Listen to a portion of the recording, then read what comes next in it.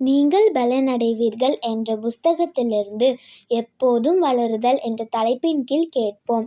நீதிமான்களுடைய பாதை நடுப்பகல் வரைக்கும் அதிகமாய் பிரகாசிக்கிற சூரிய பிரகாசம் போலிருக்கும். நீதிமொழிகள் 4:18. அளவற்ற விலைக்கிரயத்தில் கிறிஸ்தவ குணத்தின் பூரணத்தை மனிதர்கள் எட்டலாம் என்று ஏற்பாடு செய்யப்பட்டுள்ளது.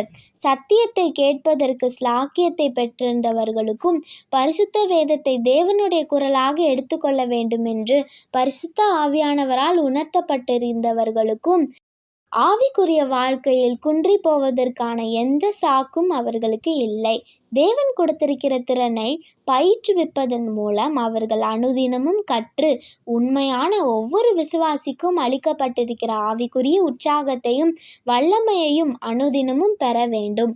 நாம் தேவனுடைய தோட்டத்தில் செடிகளை வளர்க்க விரும்பினால் தொடர்ச்சியாக வழங்கப்படும் ஆவிக்குரிய வாழ்க்கை மற்றும் ஆழ்ந்த அக்கறையின் இடைவிடா ஊற்று நமக்குள் இருப்பது அவசியமாகும்.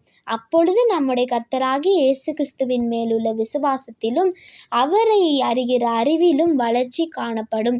பொறுப்பை தூக்கி எறிந்து வழி அருகே சற்று ஓய்வெடுக்க பாதி வழிவீடு எங்கும் இல்லை. உறுதியான ஆவிக்குரிய குணத்தை உருவாக்குகிறவர்களாக நாம் தொடர்ந்து பரலோகத்தை நோக்கி முன்னேற வேண்டும். நமது வாஞ்சை அதற்காக மேற்கொள்ளப்பட்ட விசுவாச பயிற்சி மற்றும் நமக்கு கொடுக்கப்படும் சத்திய வெளிச்சம் மற்றும் அறிவை பயன்படுத்தும் அளவிற்கு ஏற்பதான் நாம் பரிசுத்த ஆவியானவரை பெறுகிறோம்.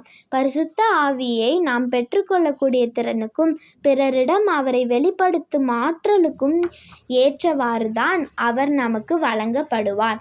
ஏனென்றால் கேட்கிறவன் எவனும் பெற்றுக்கொள்கிறான், தேடுகிறவன் கண்டடைகிறான். லூக்கா 11:10 என்று கிறிஸ்து கூறுகிறார்.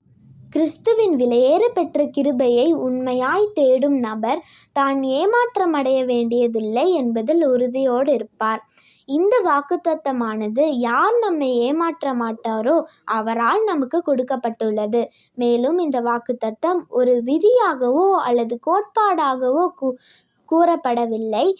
மாறாக ஒரு உண்மையாக தெய்வீக அரசாங்கத்தின் சட்டமாக உரைக்கப்பட்டிருக்கிறது.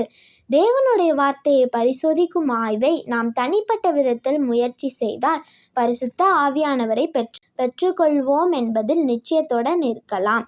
தேவன் உண்மையுள்ளவர், அவருடைய கட்டளை பூரணமானது. தேடுகிறவன் கண்டடைகிறான், தட்டுகிறவனுக்கு திறக்கப்படும். வசனம் 10.